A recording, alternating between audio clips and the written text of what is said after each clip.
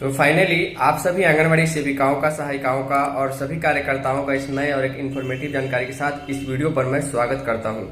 आज के लिए 3 मार्च 2026 दिन मंगलवार के लिए बिहार आंगनबाड़ी के संबंध में जो खबर है उसके बारे में हम आपको इस वीडियो में अपडेट देने जा रहे हैं, जानकारी देने जा रहे हैं।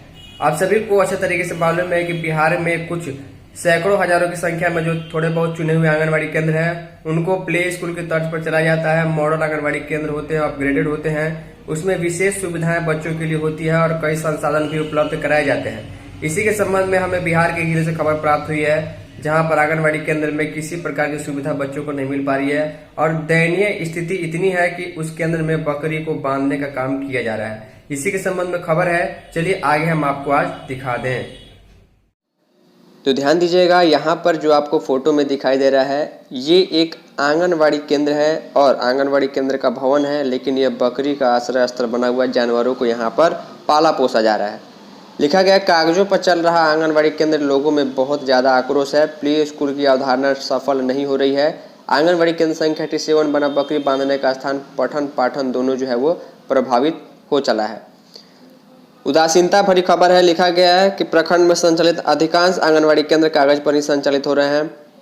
इसी के संबंध में केंद्र संख्या 87 ने पिछले 1.5 साल से बकरी का बथान बन करके रह गया। यहाँ पर सिर्फ बकरी को बांधने का काम किया जा रहा है। केंद्र संख्या 17 की स्थिति बताई जा रही है कि अच्छी नहीं है। नीति आयोग की राशि से अच्छा भवन यहाँ पर बना हुआ देख पा रहे, भवन भी बहुत बढ़िया है, लेकिन यहाँ पर संचालन की व्यवस्था जो है वो अच्छी नहीं है। पूर्व सेविका की सेवानिवृत्ति 1.5 साल पूर्व हो गई, यानी यहाँ से जो सेविका काम कर रही थी, केंद्र चला रही थी, वो रिटायर हो चुकी है।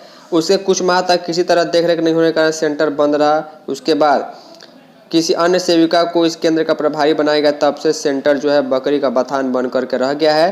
केंद्र के भवन में निर्मित शौचालय किचन की व्यवस्था यह बताती है कि यह वर्षों से खुला नहीं। इस केंद्र में किचन की व्यवस्था भी है और शौचालय की भी व्यवस्था है, यानी कि बेहद अच्छा तरीके से इस केंद्र का भवन का निर्माण हुआ था। इसके अलावा एलएस द्वारा यह देखरेख किया जाता है, वह कभी भी इस क्षेत्र में नहीं आती है। सहायिका फोटो देवी ने बताया कि भवन के आगे लोग बकरी बांध कर रखते हैं। सेंटर में कुछ जलावन का सामान भी रख देते हैं। पोशाक की सामग्री केंद्र पर रहती तक नहीं है। प्रभारी सेविका यहीं रहती है और यहाँ पर कागज पर ही सेंटर चलता है। डिजिटल व्यवस्था में गलत कैसे हो रहा है, ये विभाग के पदाधिकारी कैसे देखरेख कर रहे हैं, ये तो वही जानते होंगे। स्टाफ भी सिखाते होंगे। डिजिटल में चोरी तो सब कुछ संभव है।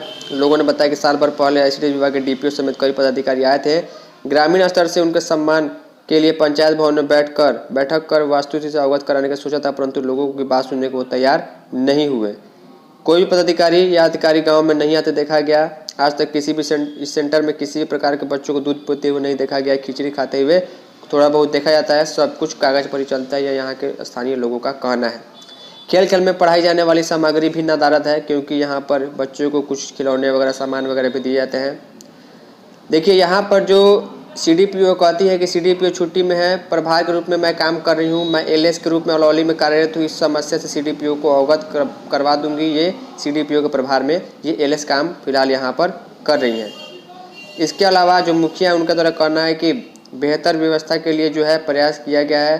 पदाधिकारी और स्टाफ का सहयोग नहीं मिलने के कारण केंद्र का संचालन ठीक तरीके से नहीं हो रहा है।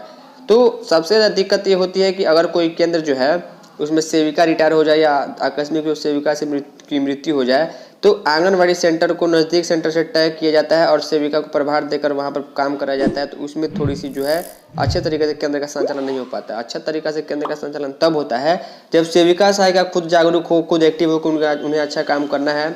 और सबसे बड़ी बात कि वहाँ पर जो है एक केंद्र पर एक सेविका सहायिका की जिम्मेवारी होती है, तो केंद्र का संचालन ठीक तरीके से होता है। खैर, ये आज की खबर थी। उम्मीद करूँगा आप लोग अपना केंद्र अच्छे तरीके से चला रही होंगी। इस वीडियो में इतना ही। धन्यवाद।